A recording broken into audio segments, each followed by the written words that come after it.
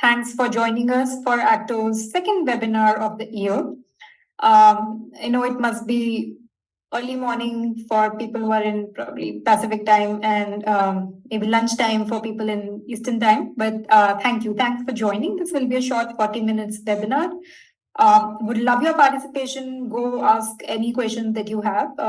We have here with us Ankush, who's my co-founder and CTO, and also Joylynn. She's a friend, and I'll give a nice introduction about who Joylynn is. But first, thank you. Thanks for joining us. A little bit about the agenda. So, of course, introducing Joylynn. So the topic for today is top 5 API CVEs. So we'll start with a little bit of introduction on what CVEs is. Then we'll discuss the top 5 API CVEs of 2023. Joylynn has created this nice presentation around the top 5 API CVEs. So we'll go through that. And lastly, how can we mitigate some of the API vulnerabilities that we walk through in the top 5 API CVEs. So that's the agenda. I forgot to mention a little bit about Akto. Actually, guys, for all of you who have joined, Akto is an open source API security platform. Both Ankush and I started this company 2 years ago, and it's now a full-fledged company. And so last year we spoke at actually lots and lots of events, and one of the events was DEF CON, and because of these events, we met really nice people, and one of them was Joylynn here. It was amazing throughout the event. We actually spoke at AppSec Village, which she's very much hosting and participant of, and yeah, she was very nice to us. So we thought of bringing her to this webinar. Who is Joylynn? She is the senior security advocate at Microsoft, focused on DevSecOps, AppSec, and AI security and GitHub and Azure. She's also the top 50 women in cybersecurity Africa 2020. She's also Women Hacker of the Year Africa 2020 and a Young CISO Vanguard 2022. By the way, Joylynn, I did not know any of these things when we met you. So this is amazing. Yeah, I'll give Joylynn some time to introduce herself. Joylynn, why don't you introduce yourself a little bit and then I'll walk through the presentation. Thank you, Ankita. I think you've done a pretty much good job. So as you know, I'm Joylynn. I'm actually based out in Kenya. I've been in the cybersecurity field for almost 10 years now, mainly on the offensive side, and now recently diving into DevSecOps cloud security in Microsoft.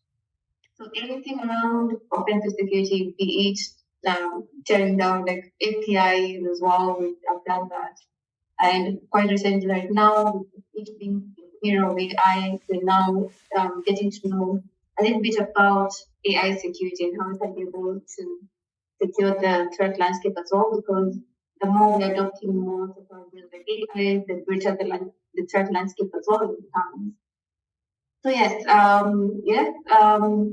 apart from that, I'm also a farmer. I live in a farm just outside Nairobi, and I'm really happy to be here. Thank you for inviting me.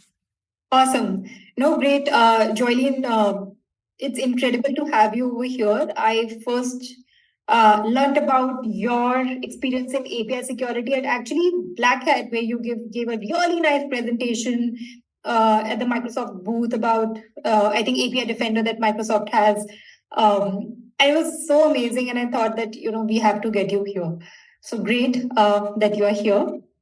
So today we are talking about API CVEs and a little bit of context before we deep dive into the top 5 API CVEs of 2023. Why are we talking about API CVEs, API vulnerabilities, API breaches?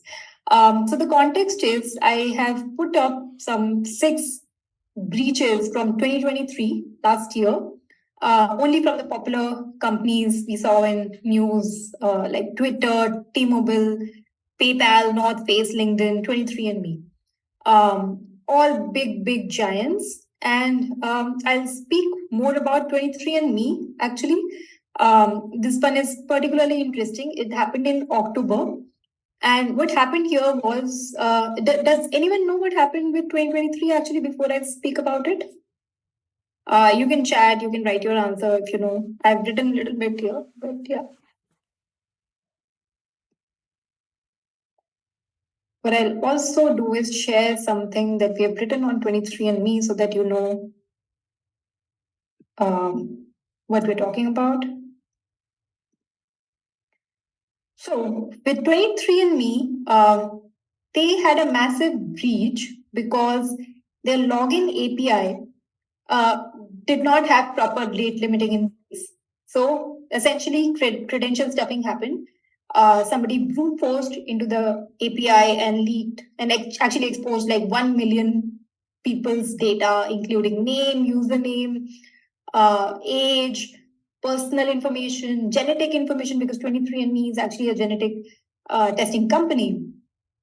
So this was a massive leak because of no rate limiting, actually not improper rate limiting in place in the login API. So that's precisely the reason why we are talking about API CVEs today. We pulled up some stats actually from 2023 and 2022. So these are some numbers around vulnerabilities by category and impact.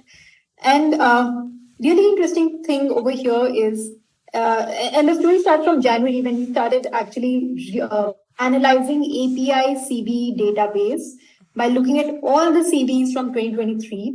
And we went through actually some of these we went through manually, some of these we tagged with CWEs, and we got to know that how many of these are API CVs.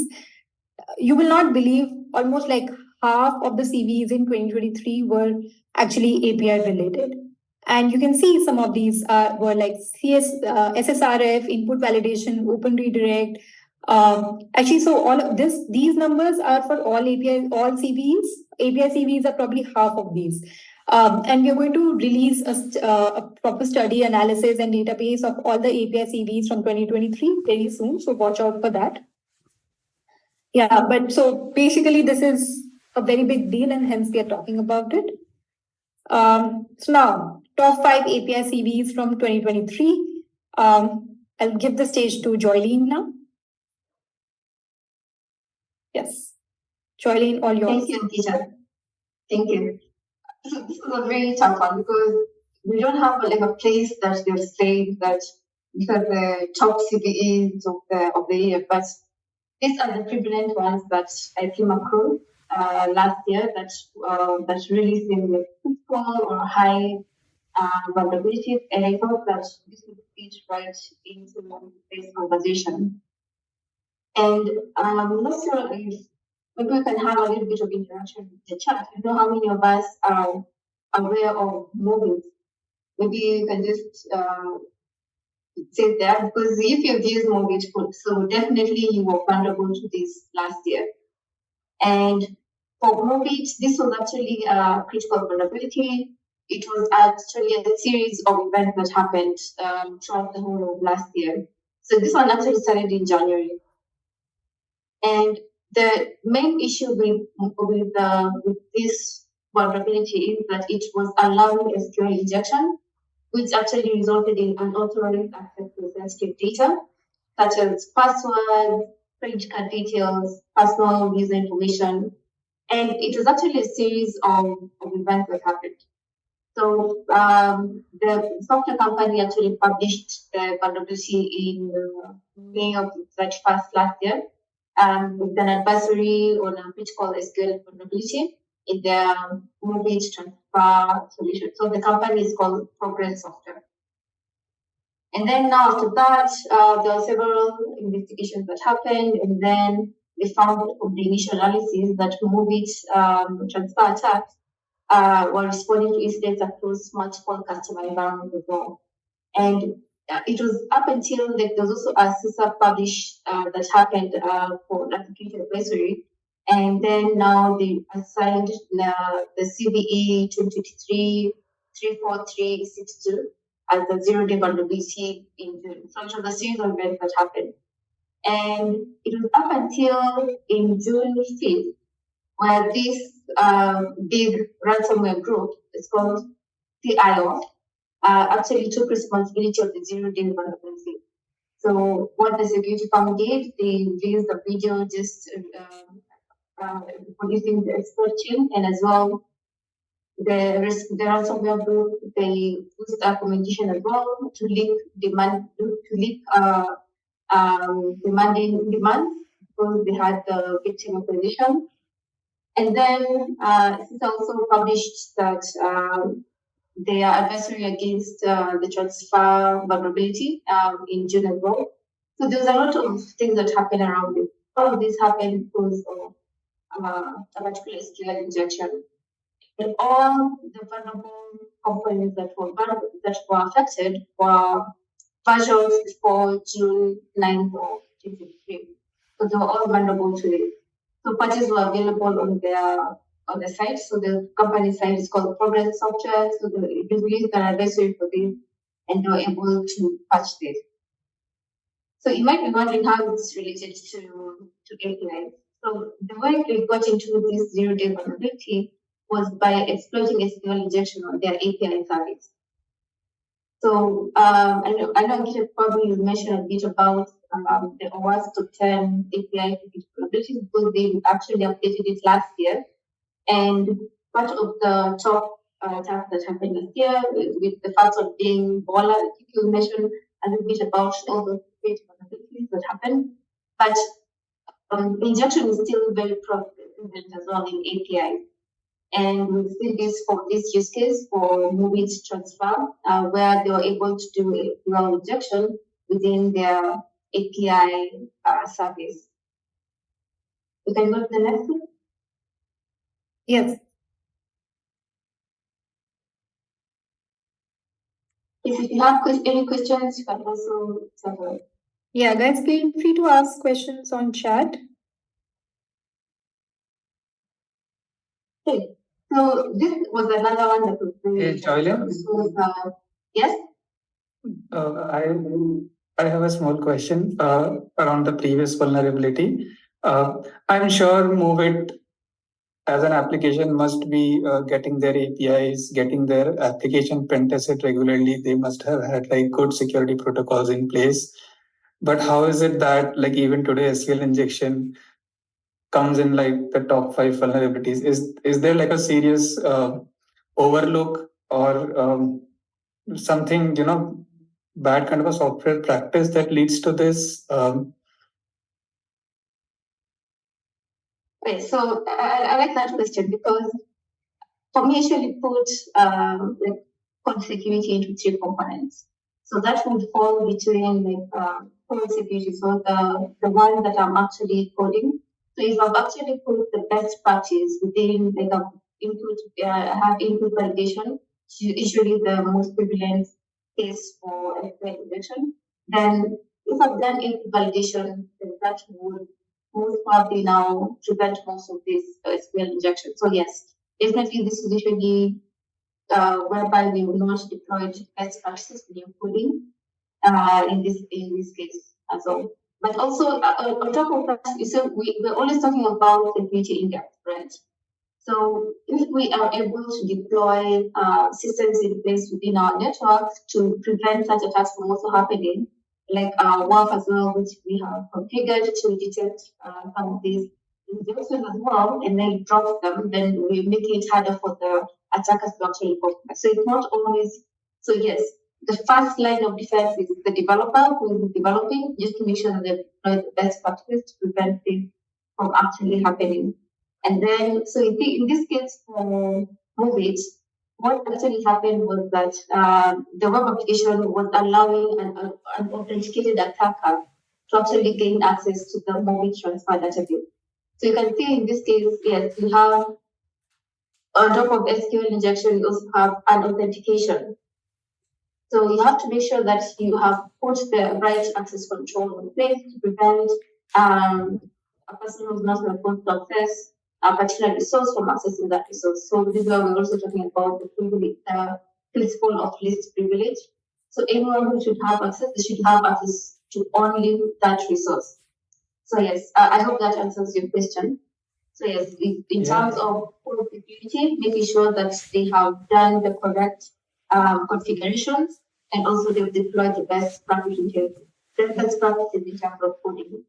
And also in this case, you see there was some form of an authentication, making sure that you have. So like for me, actually, the first step is usually as well having some form of threat modeling. So when you have a threat modeling as well for your APIs, you'll be able to identify. So all these are all the endpoints. These are the public endpoints, the private endpoints. Yeah. These are the vectors that can be used by attackers to compromise your system. And then now you put in place systems to prevent the vectors from being used to compromise your system. So yes, there's a lot that goes into security, and you have to make sure that the first one as well is that we are all security conscious. That security is everyone's responsibility, especially even for developers. It's the only thing I should say. Like for developers, you know when you're doing something wrong. Yeah. And sometimes to do something right, sometimes takes a bit of time. I remember like enabling something like two-way SSL might be a bit challenging for some developers. So sometimes they go ahead and have shortcuts as well. So those shortcuts are the ones that actually get us in trouble. Okay. So yes, I was talking about code security, and then now third-party components and open source components that we are borrowing into our code environment. If they're not sure of what we are borrowing into our environment, then we introduce vulnerabilities within our code base. And then now the other one is now all about secrets, because now I know I'm digressing, but those are the three components in terms of code security, where we're looking at secret, hard-coded credentials, API tokens that are fully hard-coded. And so those are some of the things that you should be looking at whenever you're developing our API. So the next one was on the next one. This one, I think. Yes, on cloud. So this was a very interesting one as well. So OnCloud is actually a platform used for sharing files. So it's mainly used by big companies. And what happened here is that there was a graph API that was actually affected. So if you had set up this OnCloud and you're using Docker after February 2023, there's this vulnerable graph API patch that was automatically installed. So, but if you're part of the OnCloud, but if you install OnCloud manually, the Graph API isn't there by default. That's for sure. So here, what happened is that this Graph API application is actually dependent on a third-party library, which is called the Get PHP Info. So remember what I was mentioning earlier. Part of the vulnerabilities that you bring into your code base is from third-party components and open source components as well. So this is a great example as well. So in this case, for OnCloud, one of the third-party libraries was actually vulnerable. Which the third-party library was now the PHP file, which is called the Get PHP Info. So this library actually was allowing access to the PHP environment configuration details. So in a centralized deployment, this environment variable actually included sensitive information such as the license keys, the admin password as well. So actually disabling the Graph API app alone was actually not the fix for this. So they had to go ahead and do other fixes as well. So what they had to do was for the extension, they had to make sure that you have an updated version of the API, of the Graph API, in order to patch that particular security vulnerability. So the versions that were affected was the version 0.2.x and 0.2.1 and 0.3.x before now 0.3.1. So all of this was actually released as well with the advisory, making sure that the customers have all these in consideration. So another example as well, we've seen another one is third-party components. Another fun fact as well is that actually 80 to 90% of our code base is actually borrowed code. Yeah. So you can imagine, so the one that you are actually, Ankita, you want to add something? No. Nothing. Yeah, go ahead. Okay. So you can imagine now you are only responsible for 10%. So how would you know if the 80 to 90% of the components in the libraries that you are actually borrowing have vulnerabilities?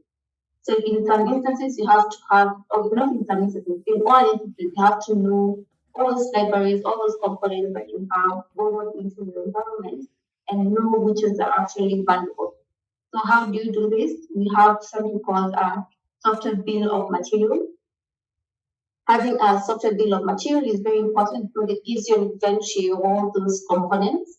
And then now you can be able to say which one of these is actually outdated, which one is actually vulnerable.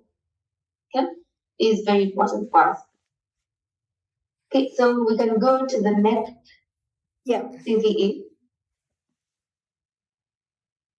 This one? A1P. Yes. This one was big. Yes, this was a very big one. So for the 35, so this was actually, yes, a very, very big one. I don't know how many of us were affected. I don't know if I can say if it was not as big as the long day one that actually happened the other year. That one made us have sleepless nights for sure. So this one was discovered in the software called Ivanti Endpoint Manager Mobile, which is also called EPMM, which is also known which is previously known as Mobile IM4. So if you can go to the next slide, you'll be able to see the version that was actually affected. This one? The next slide. Yes. So it's a bit blurry. But so the problem was identified in this version. So it impacts not just the most recent versions of the software, but also older versions. So this is actually a type, EPMM is a type of software business used to manage their mobile devices, applications, and content. So what this vulnerability did was that it allows people who shouldn't be able to access certain parts of the software to do so anyway. So without needing the proper permission or credentials. So this was a very big deal because it meant that there's unauthorized individuals who could potentially get into sensitive areas. Remember what we were talking about, the principle of risk privilege and access control as well. So this one, they were able to have unauthorized individuals who are able to access services that they shouldn't be able to access. So in this case, there was an indicator of compromise. If you see down there, you'll be able to see that for any service that was able to call this particular was able to call this specific API endpoint, and it was also containing /MIFS/AAD/API/version2. So if you were able to call that particular endpoint and then you get a response of 200, then it meant that you are actually vulnerable. So there was this indicator of compromise that was used at that point of time, but from there we also seen that some people actually release some Python scripts as well, just for you to be able to detect if you were vulnerable. So in this case, what they did, they made sure that they released a patch, and for EPMM, it was all about now going in and updating the version. So if you see in this screenshot, the number that is after the question mark. So you have the 11.7. So that was the version that was running for this particular POC. So meaning that particular version was actually outdated. So the way you could identify if your application is vulnerable is by going into your source code and seeing the version number of that application, and then you can tell that it's actually valuable. And then after that, you can also do the we can do the proof of concept as well. If it can be able to get that particular service, and it gives you a 200 response as well. So in this case as well, we're talking about access control, making sure that someone should have access to only what is they should have access to. So because we're talking about an authentication and people to get access to some services. So that's quite key as well in the API, just making sure that you have the right access control and the right control around all the access going around in your API. So you can go to the next one. Hi, Joylynn. So Yes. earlier you mentioned that we should have an entire API inventory about public endpoints, private endpoints, and sometimes we open endpoints to just limited partners, right? For example, a bank might open some endpoints only to other banks, kind of things, and we should have a complete API inventory of all of these. I mean, if we are using an external software, the software, as you mentioned, the bill of materials might just give their list of APIs that they expose. But if it's a software that we have written, and I'm sure this endpoint was meant to be like an internal endpoint, not supposed to be accessed by external people. What is the best way to? And these internal endpoints are very, very important, right? Because they help you understand the health of the systems. They help you understand some admin functionalities which are not supposed to be accessed by a normal user and so on. So, what is the best way to configure these endpoints? Like, is firewall the right way, or blocking the access or allowing the access only from VPN or some whitelisted IPs? Is that the right way? What is the typical way to like tackle such? I mean, these endpoints exist in pretty much every app. So, what is the most recommended way I should, if I may ask, to set up these endpoints? I like that question. So it actually depends. If you have the budget, you can also deploy all those things. You get? Because definitely for security you have there's a code element to everything. So if you have the code application firewalls, then yes, that will be able to help you to block most of these attacks. The reason why I'm saying most of these attacks is because we still have zero-day vulnerabilities of them actually they're able to bypass the application firewalls. That's why we're talking about having security in depth, making sure as well that you have monitoring that's ongoing. That you have a SOC team that's always monitoring in case of breach that's happening, and then now you can be able to do an incident response. And in some areas as well, you can be able to set up that VPN if it's a private network between now you and a particular customer, making sure that that connection is private, and as well as whitelisting. If you can use like the VPNs, if there's ways that you can be able to whitelist that only particular IPs within particular application can be able to access your endpoint. And also, what I've seen as well is also make sure that you have like rate limiting as well. And so all these things, the control that you can be able to deploy according to your particular use. So if it's like a financial service and then someone's not supposed to perform, let's say, 2 consecutive transactions at the same time, so you put a rate limiting as well.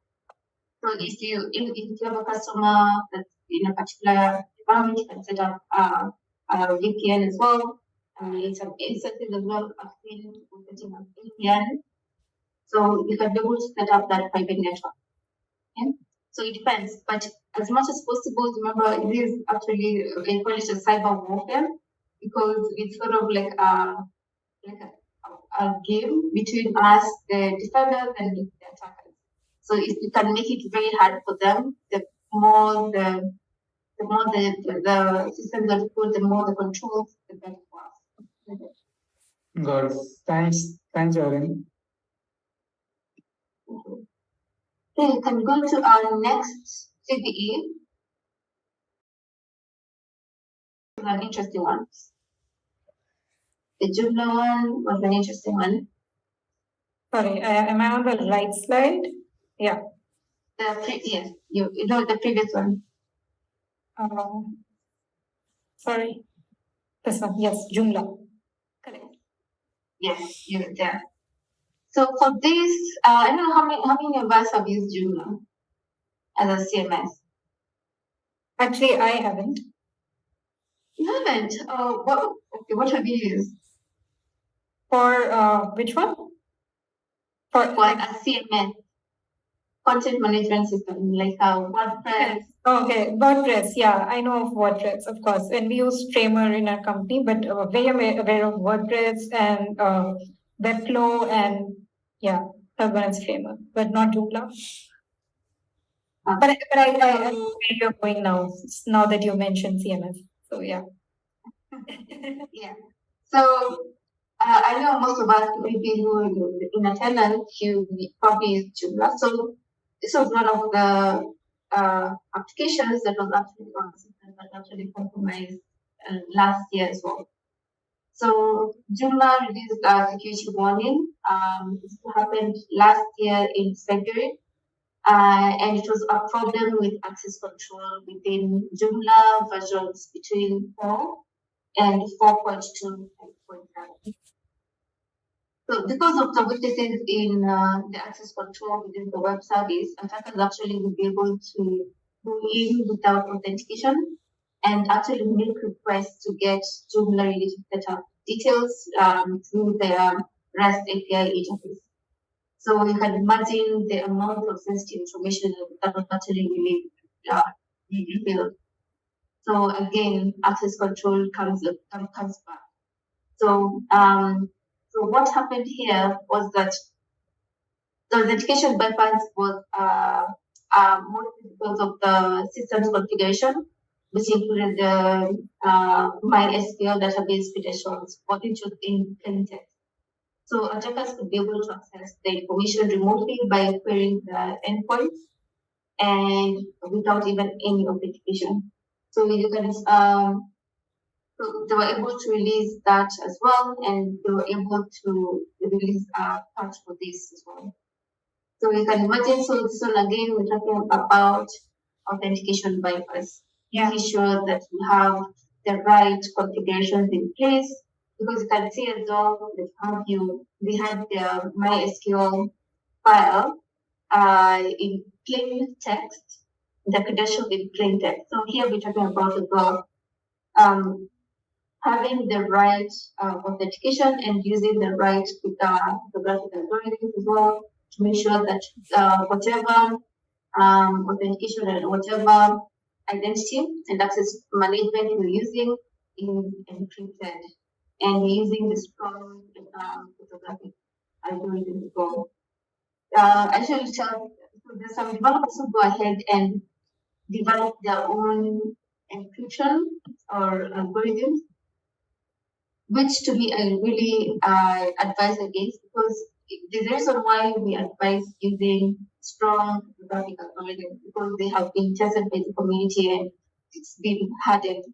So it's very important for us to go in and so this one they were using it in plain text. So rule of thumb, make sure that your data in use, data in transit, and data in storage are all secure, all encrypted.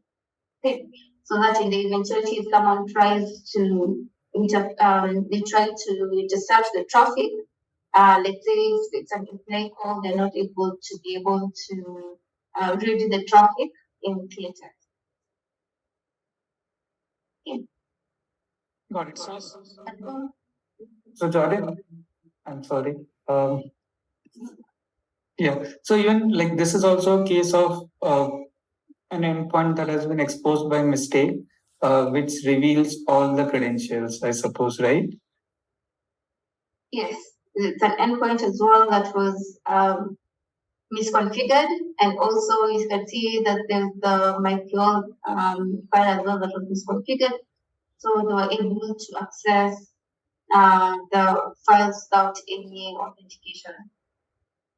Got it. And I think typically, especially in this one, it revealed the credentials of some admin users as well. So it's very hard to undo it. Like the only way is to change the password or disable those users directly, I suppose. Oh yes. This is like a much bigger fix rather than just disabling the endpoint. Yes.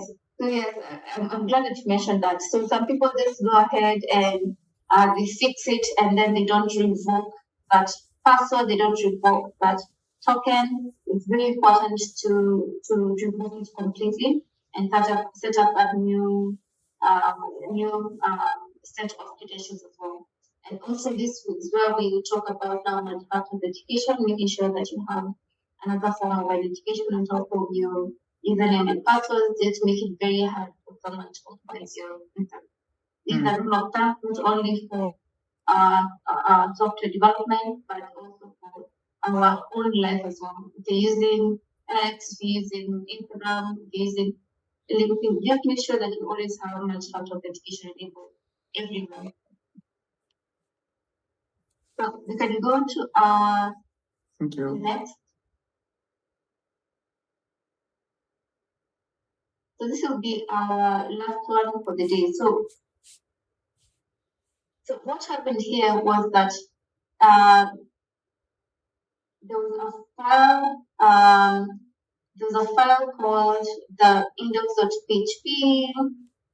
So they had a file called the get database information. So the issue came about whereby they were able to have information disclosure vulnerability. So let's just go back to the drawing board. So we'll talk about CVEs. I'm not so sure if we know the difference between CVEs and CWE, because the reason why I'm talking about CWE, so CWE can come as a result of just a common weakness. So this CWE is a common weakness enumeration. So it's just a category of a vulnerability. So in this case, I can say like weak passwords is CWE. So in this case, we have CWE 200, which is all about now credentials and making sure that you have strong credential.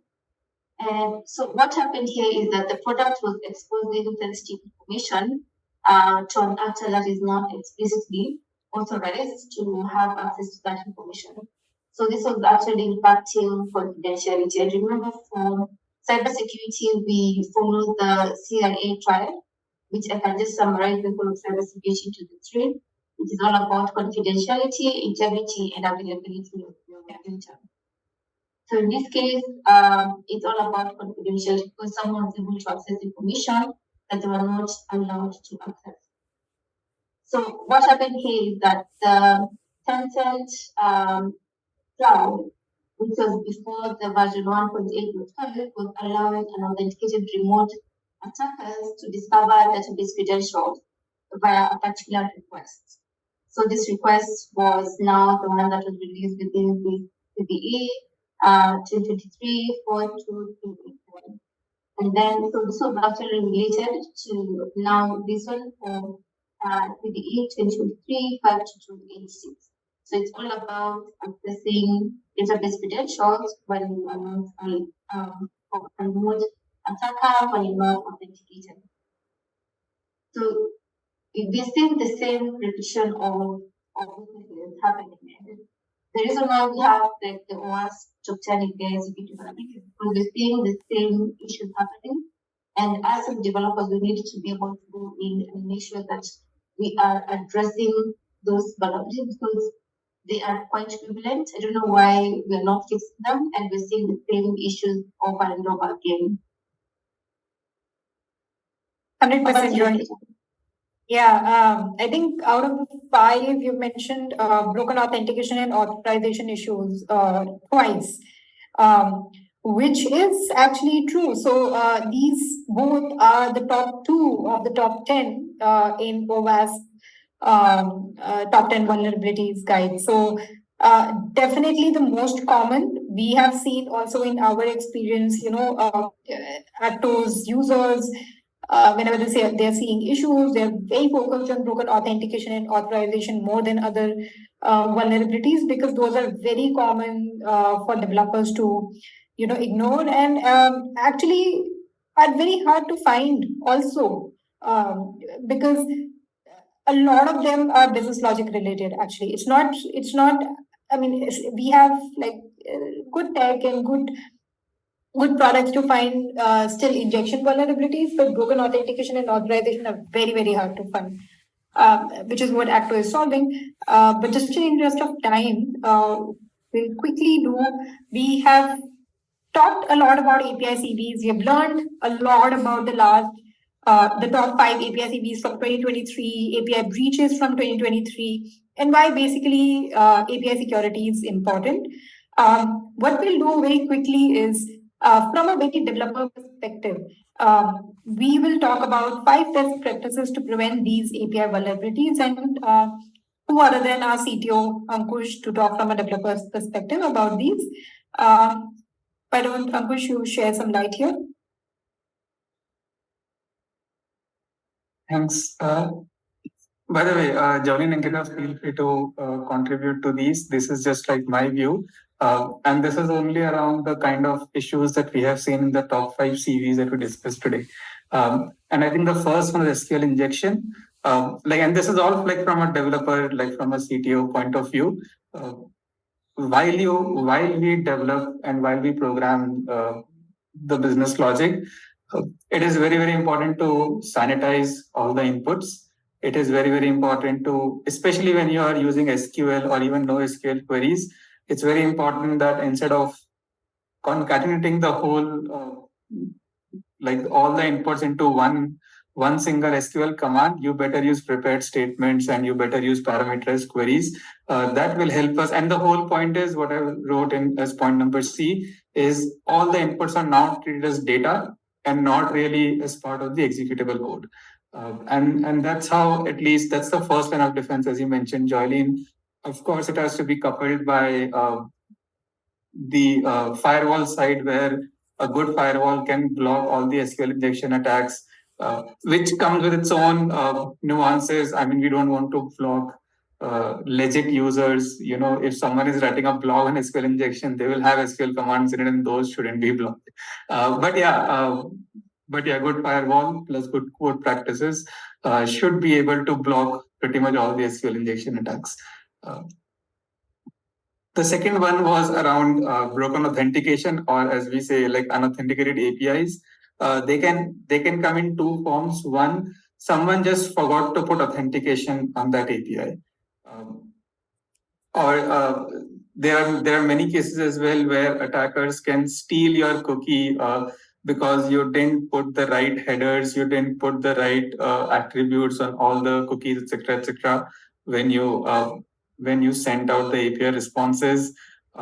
You are trying to, I think you also mentioned it, if you're trying to implement your own encryption or your own authentication algorithms, don't reinvent the wheel, just use the ones that are like widely available, widely acceptable. And that's the best around broken authentication. Around sensitive data exposures, I think we touched on this as well. All the data should be encrypted at rest or while in transit. If we are sending out any data for whatever reason as part of an API response, they should all be masked. At least that will not reveal the entire information. I think we covered point number C as well. We have to keep an updated API inventory no matter what, and especially look at the APIs which are sending out sensitive data as part of their response. It could just merely be accidental. It could be an oversight, but an updated API inventory would always tell you, hey, you started sending out addresses, phone numbers, or SSNs as part of API response now. Sometimes data exposure I've seen also takes place while logging. So while logging, people might log credit card numbers, who knows, or they might log, user IDs and passwords. That should be a strict no-no. I don't know of a good solution over there, but yeah, good, logging library which masks the data before logging or checks the data before dumping the logs. That should be very, very useful. The last one, access control. This is probably one of the hardest to test. I think a thorough code review and a thorough testing is one very good way to make sure you don't suffer through any access control issues. You should implement role-based access control. You should implement principle of least coverage uh, for any kind of information that you expose or the kind of functionality you want to expose out there through your app. I mean, we saw pretty much all the vulnerabilities were like API vulnerabilities, right? So it's very, very important that your APIs have access control on them. And yeah, like continuous testing and a thorough, like a robust RBAC framework is the way to go. Yeah, that's right. Awesome. I think we have about like 5 minutes, 5 to 10 minutes left. So I'll just quickly conclude. Great presentation, Joylynn. So pretty much covered everything that we should know about API security. I'll quickly tell everyone that how Akto can help, and somebody has put it on chat also how Akto can help my product identify similar mistakes related to API CVEs. And I'll quickly tell here how Akto can help you. One first, very very important before we even discuss about the issues or we discover any issues around APIs. It's extremely important to discover your APIs and. More than like 90% of the organizations we work with, they don't have an updated API inventory. So first start with your API assets, have your API discovery, API assets in place, and Akto is the most automated way to do that. Second, sensitive data exposure. And I think, of course, all the vulnerabilities finally leads to sensitive data exposure, but one of the ones Joylynn mentioned was specifically around exposing sensitive data. And that you can very easily do with Akto. You just monitor your APIs and we'll tell you all the sensitive data that is being exposed in request and response of all of your APIs. The third beautiful thing that Akto does is every single vulnerability you saw from the metrics that I presented and from what Joylynn presented, everything can be automated with automated testing in Akto. We have about 80 plus broken authentication and authorization tests, and I'm focusing on these over here because these are the hardest to test. I have a couple of screenshots from Akto over here, and so I really encourage you, if you are looking to solve for API vulnerabilities, especially broken authentication and authorization, go ahead, give Akto a try. Join our Discord if you are facing any problem, and we'll be there to solve those issues. So yeah, I have just 8 minutes left. I'll keep it open. I think we have some questions on chat and Q&A that we can answer. Guys, ask anything that you want to. We'll just keep the webinar open for next few minutes. Also, this is Joylynn. You can go to her Twitter account, follow her. She presents beautiful stuff. She writes beautiful things. Definitely follow her. If you want a personalized demo about Akto, please go ahead, sign up for the demo, and either of Ankush and I will be there to give you a demo. And here is our LinkedIn and Twitter profile. Go ahead, follow us. You will learn lots and lots of things about security, AppSec, API security on our social media channel. So yeah, open for Q&A.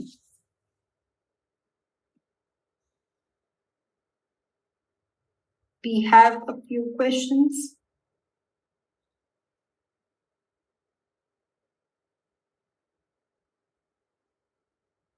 Are all recent API attacks seemingly more focused towards compromising data, PII, more than any other purpose? And is there a more recent trend due to all services and companies collecting and storing large amounts of data, or has data breach been a top priority since the start?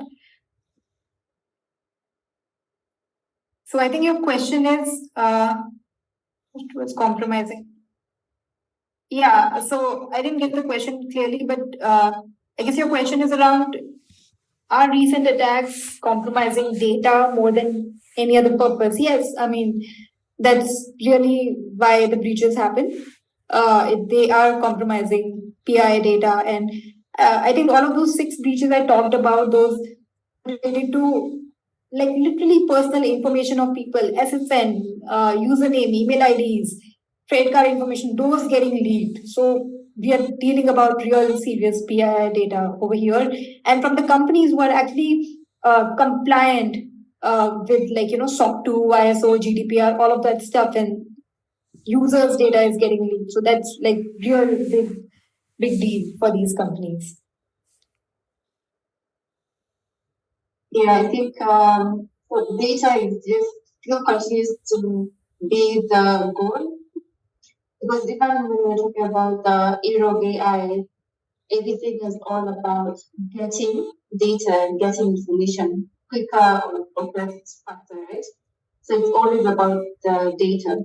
So once you get that data, now depends now with the motive of the attacker, because sometimes now they have financial motive where now they sell whichever they've been able to compromise. You should pay them for them to release your data, or for them not to release their data to the public. So yes, it's still around data, and right now, yes, we're seeing a lot more data focused attacks before, in comparison to what was there before. Yeah. I think we are kind of out of time. What we'll do is, for the ones who have asked questions, I'm going to personally send you email with answers. Might take some time to type those here. I think Divyansh and I have a few people who have asked some questions, and I'm going to just answer them. But okay, so to conclude, thank you so much, Joylynn, for being here. Thanks a lot. This was a very, very informative session. We'll have the recording and we'll share with everyone. So thank you. Thank you so much. Thank you for having me. Thank you. Thanks. Bye-bye.